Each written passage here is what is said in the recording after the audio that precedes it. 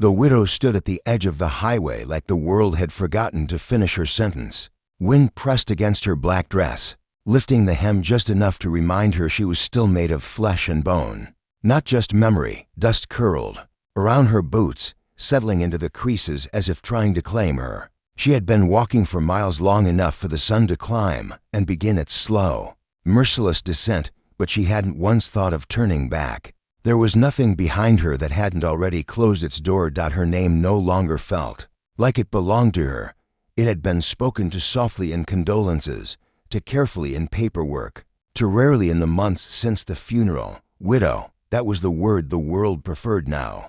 A clean label for a messy grief, a word that explained why she walked alone, why her eyes seemed permanently fixed on something no one else could see. She carried no bag, no destination, just the quiet conviction that staying where she had been would finish the job death had started.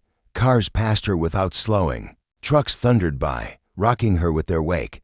A bus once hissed like it might stop, then didn't. She didn't lift her thumb. She didn't wave. She didn't ask.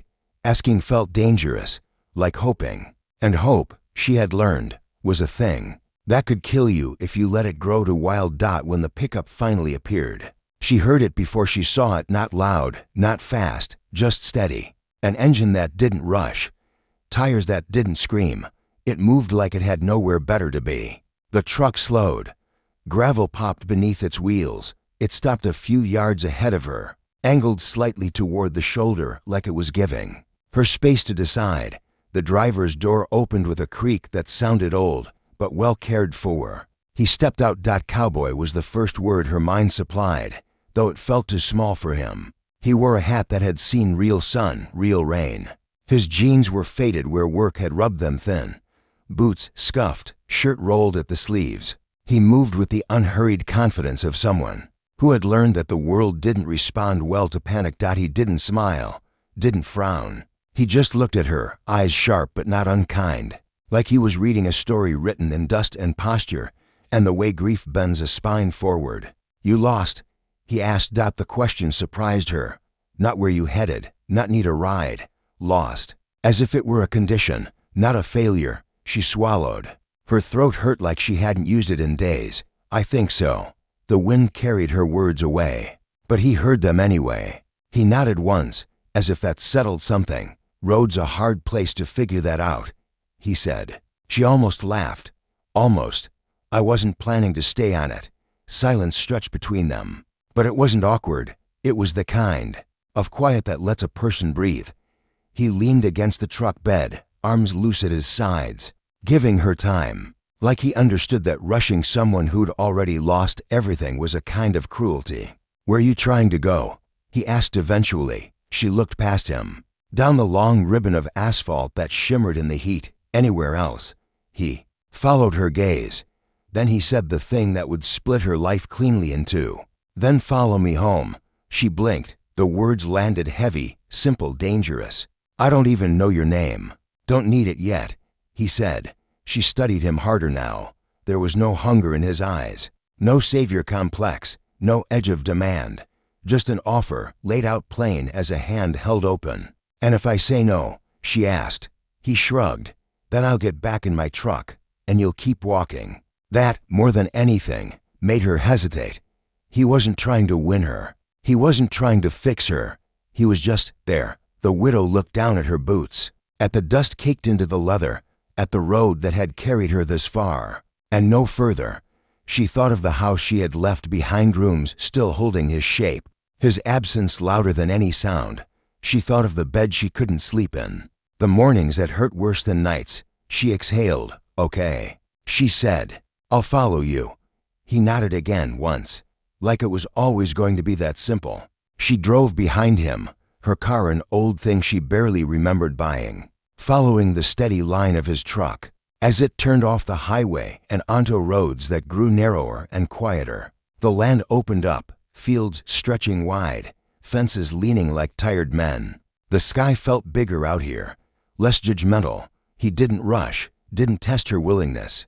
He drove like someone who knew exactly where he was going and wasn't worried about whether anyone else approved. At one point, the road dipped low enough that her tires rolled through shallow water. She felt the small jolt of fear. What if I can't make it?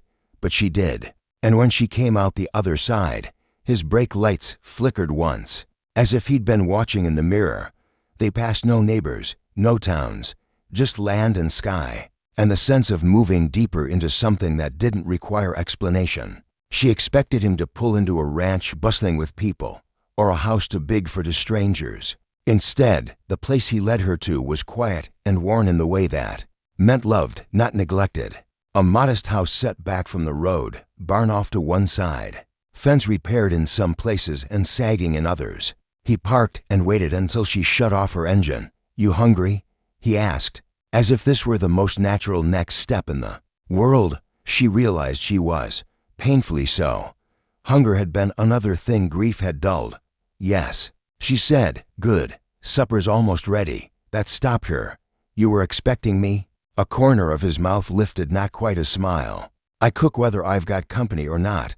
Inside, the house smelled like coffee, soap, and something warm on the stove. Home smells, the kind she hadn't realized she missed until they wrapped around her chest and made it tight. He gestured toward a chair. "You can sit, or not, whatever feels right." She sat. Her legs trembled once she stopped moving, like they'd been holding something together by sheer stubbornness. He moved around the kitchen without fuss, serving food onto plates, setting one in front of her like it was an understood agreement. She noticed his hands scarred, steady, gentle with the edges of things. They ate mostly in silence, not because it was uncomfortable, but because words felt unnecessary. Every so often, he'd glance at her, not to pry, just to check that she was still there. Afterward, he poured coffee. The sky outside darkened, stars pricking through like promises. "You can stay," he said, "for the night, or longer." No expectations. She wrapped her hands around the mug, warmth seeping into places she hadn't known were cold. "Why?" He considered that. "Because you looked like someone who needed a place where nothing was being asked of her." Her throat tightened. She nodded, unable to trust her voice. He showed her to a small room, clean, simple. A bed that didn't remember anyone else. When she lay down, she stared at the ceiling, waiting for grief to rush in and ruin the quiet. At did in single quotes t. She woke to light through the window and the sound of something alive outside. Animals, maybe, or wind through grass. For one terrible second, she forgot where she was and reached for a body that wasn't there. Then she remembered. Strangely, the pain didn't spike the way it usually did. It settled, like a wave that knew it wasn't going to drown her today. She dressed and stepped outside. The cowboy stood near the fence, coffee in hand, hat tipped back as he watched the land wake up. "Morning," he said. "Morning." She hesitated. "I never asked your name." He looked at her, really looked, as if weighing the moment. "You can when you're ready." She smiled then. A small thing, but real, and for the first time since she'd lost everything. The road behind her didn't call her back. The days did not announce themselves. They arrived quietly, like a horse stepping into soft earth, leaving impressions only if you bothered to look.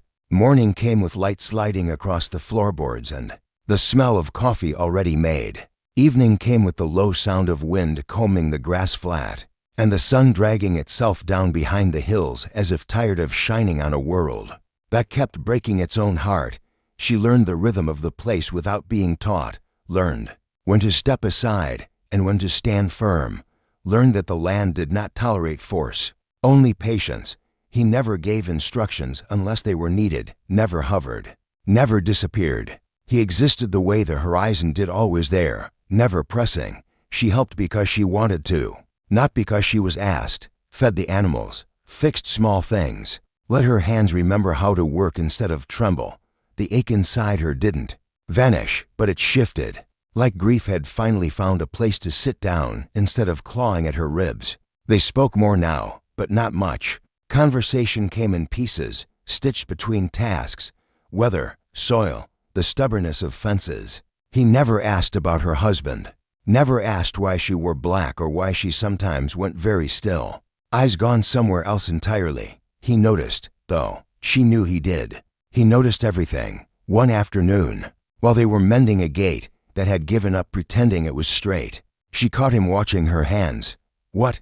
she asked, half defensive. He shook his head. "Nothing. That wasn't nothing." She said. He considered. "You work like someone who's afraid to stop." The truth hit her harder than she expected. She swallowed. "If I stop, I think about things." "Yeah," he said quietly. "Stopping will do that." She straightened, dusting her palms on her dress. "What about you? What about me? You never talk about why you're here. Alone." He didn't answer right away. Instead, he set the last nail, firm and precise. "And was my father's. And his father's. It remembers us. Some days that's a comfort. Some days it's a weight." She nodded. She understood memory that way, how it could be both shelter and trap. That night, she dreamed of her husband for the first time since arriving. Not of his death, but of his hands, warm and familiar, reaching for her across a kitchen table. She woke with tears already falling, chest tight, breath shallow. She didn't scream. She sat there in the dark, shaking, until she felt the sound of footsteps stop outside her door. "You okay?" his voice asked, low and steady. She hesitated, then opened the door. He didn't step inside, didn't touch her. He just stood there, giving her the dignity of space while still offering presence. "I dreamed," she said. He nodded. "That happens. I thought coming here would stop it." "Nothing stops it," he said, "but it changes." She believed him, not because she wanted to, but because the land, and the quiet, and the way he waited without demand, had already proven him right.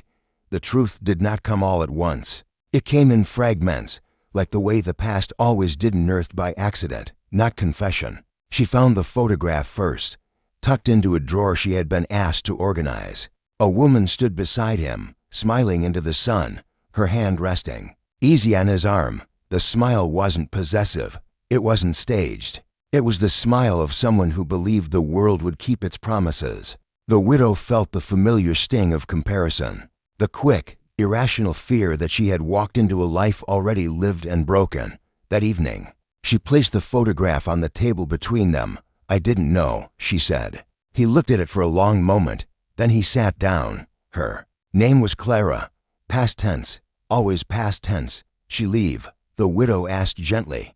He shook his head. "She died 8 years ago." The words hung there, heavy but clean. No dramatics, no embellishment. "I'm sorry," she said. He nodded. "Me too." They sat in shared silence, to people shaped by absence, recognizing the familiar hollows in each other. "She loved this place," he continued. "Said it made her feel small in a good way." The widow swallowed. "That's how it feels to me." He looked at her then, really looked, like something fragile had been placed between them, and he wasn't sure how to hold it. "I never meant for you to feel like you were replacing anything. I don't," she said quickly. "I just needed to know I wasn't trespassing on a ghost." A corner of his mouth curved, sad and fond. "Ghosts don't mind company. It's the living that get territorial." Later that night, she told him about her husband. Not the whole story, just enough. His name, the way he laughed aloud, the way he died too suddenly for apologies. "I left because I couldn't breathe there anymore," she said. Every wall knew him. He nodded. Sometimes the bravest thing a person can do is leave the wreckage. She looked at him, heart thudding. "Is this a wreckage?" "No," he said immediately. "This is a place where things grow again." The words lodged somewhere deep inside her, taking root. The storm came without warning, wind tearing across the land, rain slamming down like accusation. The power went out. Darkness swallowed the house whole. She panicked before she could stop herself. The sound of the storm dragged her backward to hospitals, to sudden nights, to the moment the world had cracked open and refused to be put back together. She pressed her back to the wall, breath coming too fast. Then she felt him there, a presence, solid, unmoving. "It's just weather," he said. "I've got you."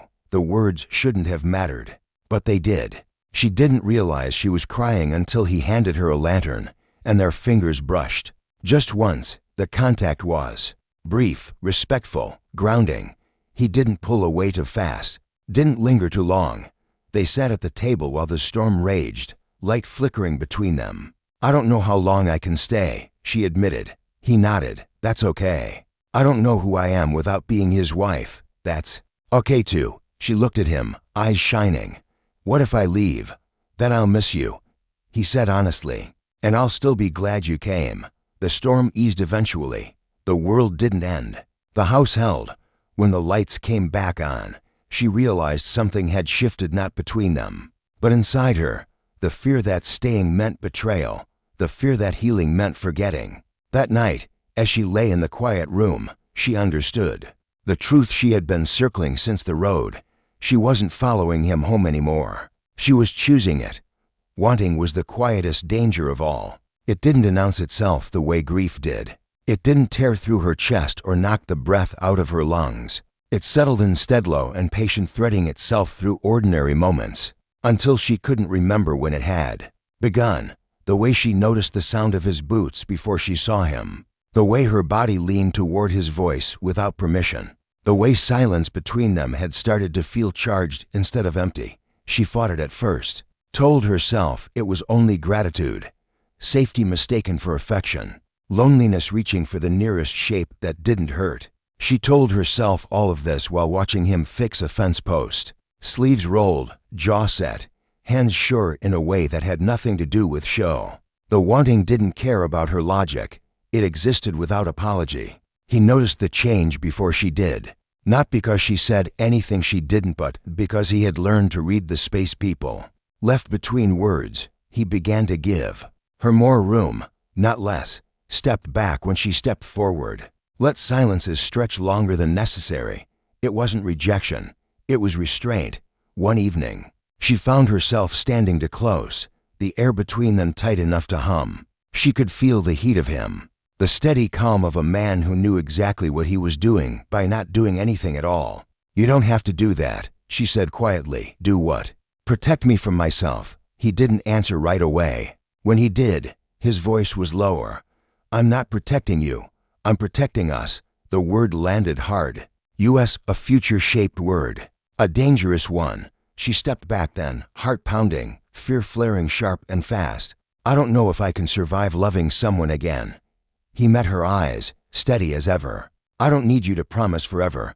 I just need you to be honest. About right now." That night, she lay awake, staring into the dark, understanding something she hadn't before.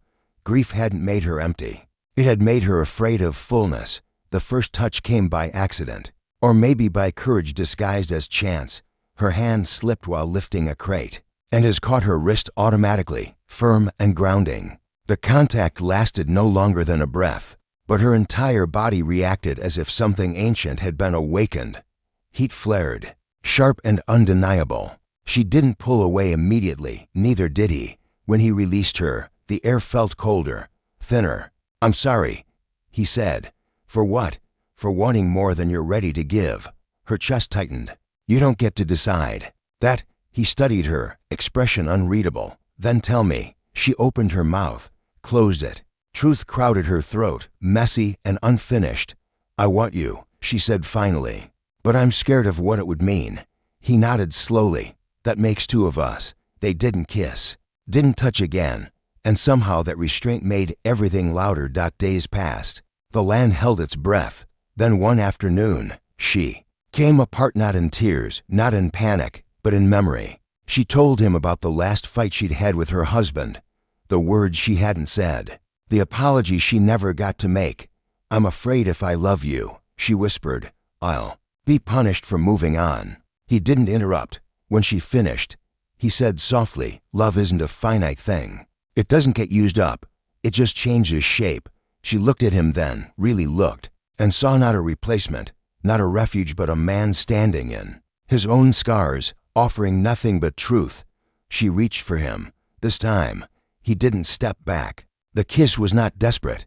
It wasn't rushed. It was careful and reverent, like touching something sacred you weren't sure you deserved. Her body shook not with fear, but with relief. When they finally parted, she rested her forehead against his chest and breathed. Nothing broke. She didn't leave the next morning. The realization came gently, like sunlight across a floor she had once been afraid to cross. There was no dramatic decision, no spoken vow, just the quiet understanding that staying was no longer an act of escape but of intention. They moved slowly after that, deliberately. He never assumed. She never pretended. They talked about the dead without guilt, about the living without apology, about the future without demanding certainty. One evening, standing on the porch as the land stretched wide and forgiving, she said, "I don't feel lost anymore." He glanced at her, a small smile tugging at his mouth. "Funny thing about that, sometimes you don't find your way. Sometimes you stop running long enough to let it find you." She leaned into him, solid and warm, and understood the truth of it. Home wasn't a place you returned to unchanged. Home was where you learned how to stay. The letter arrived folded too neatly for bad news, which should have warned her. It sat on the kitchen table, white and ordinary, pretending to be nothing more than paper. She stared at it long after the coffee went cold, dread rising slow and deliberate. Some instincts didn't fade with grief, they sharpened. He noticed, of course. He always did. "You gonna open that?" he asked gently. She nodded, though her hands shook as she did it. The words inside were polite, professional, final. The house she had fled, the one with walls that remembered her husband too well, was being sold. The paperwork needed her signature. Her presence, the past, it seemed, had finally caught up.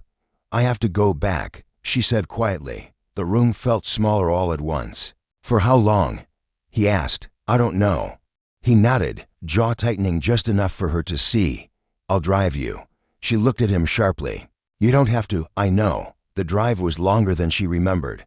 Towns grew closer together. The land closed in. Her chest tightened with every mile, memories pressing against her like hands.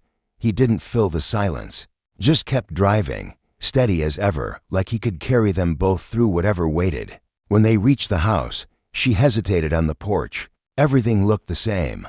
That hurt worse than if it had changed.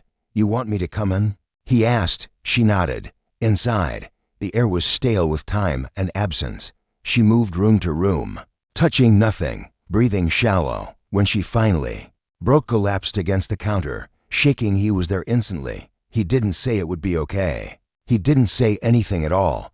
He just held her until she remembered how to stand. That night, in a borrowed bed, she stared at the ceiling and realized the truth she'd been avoiding. Leaving this place meant closing a door, and staying with him meant opening another one she wasn't sure she was brave enough to walk through. They returned in silence, not the comfortable kind, the uncertain kind that lives between questions neither person knows how to ask. She avoided his eyes the next day, stayed busy, kept moving. He let her, but not forever. That evening, he spoke. "You thinking about leaving?" She froze.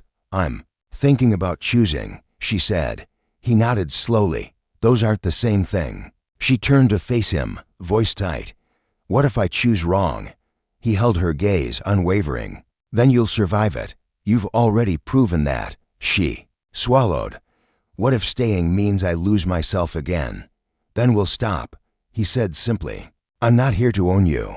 The words cracked something open in her. She had expected fear, anger, a demand. Instead, he was offering freedom even if it cost him. That scared her more than anything. Later, alone, she stood at the edge of the land, wind tugging at her hair, and finally admitted the truth she'd been circling for weeks. She wasn't afraid of loving him. She was afraid of belonging again, of letting her life intertwine so deeply with another's, that losing it would hurt this badly all over again. But as the sky darkened and the land breathed around her, she understood something else too. Not choosing was still a choice. She found him in the barn, hands resting on the gate, staring at nothing in particular. For the first time since she'd arrived, he looked unsure. "I don't want to be a visitor anymore," she said. He turned slowly. "I don't want to run every time something scares me," she continued, voice trembling but steady. "I don't know what forever looks like, but I know what leaving feels like, and I don't want that." He crossed the distance between them in 3 strides and stopped. Always stopped, just short of touching her. "Say it again," he said quietly. "I want to stay." He exhaled, a sound she hadn't realized he'd been holding in when he reached for her this time. There was no hesitation. The embrace was firm, grounding, real.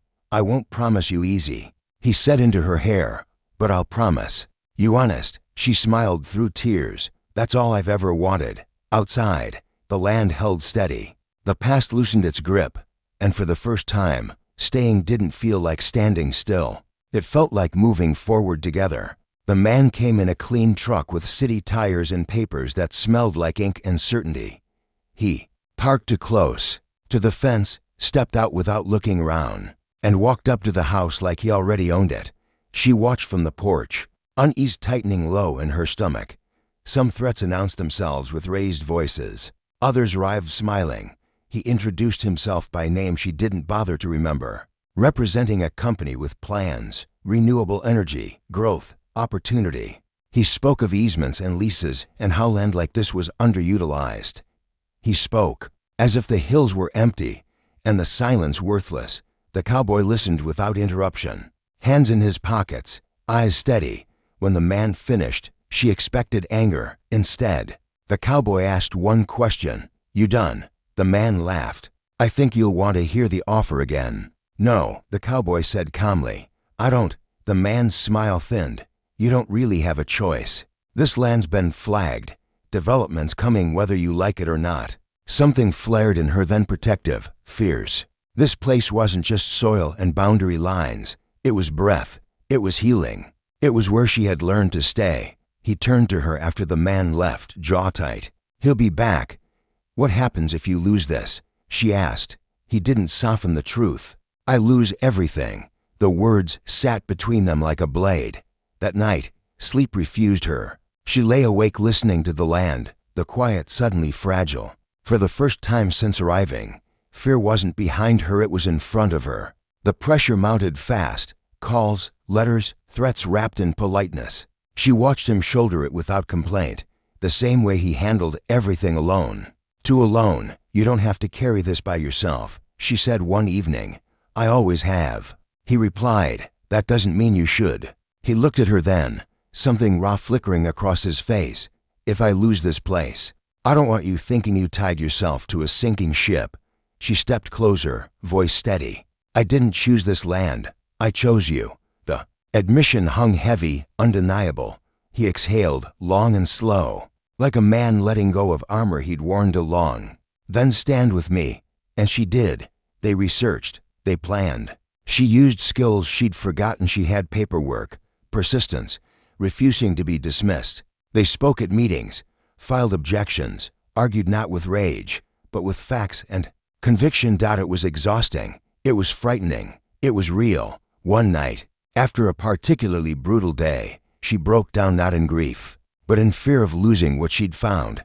He held her then, not like someone afraid of breaking, but like someone who trusted her strength. "We'll survive this," he said. "No matter how it ends." She believed him, not because the outcome was certain, but because they were facing it together. The decision came on a clear morning. The land would stand, protected, unchanged. The threat withdrew, defeated not by force, but by refusal to be erased. She cried when she heard, not from relief alone, but from the realization that she had fought for something again, that she had risked loving something enough to defend it. That night, as the sun bled gold across the hills, he took her hand and didn't let go. "I was wrong," he said quietly. "About what?" "About thinking this place was all I had." She leaned into him, heart full and steady. "Home isn't just land, it's what you build on it." He smiled then, fully, openly, for the first time. "Then stay, not just because you want to, but because you choose to." She met his eyes, no fear left to hide behind. "I already have." The wind moved through the grass like approval. The past loosened. The future didn't demand certainty, only courage. And for the first time in a long while, she wasn't whispering that she was lost. She knew exactly where she stood.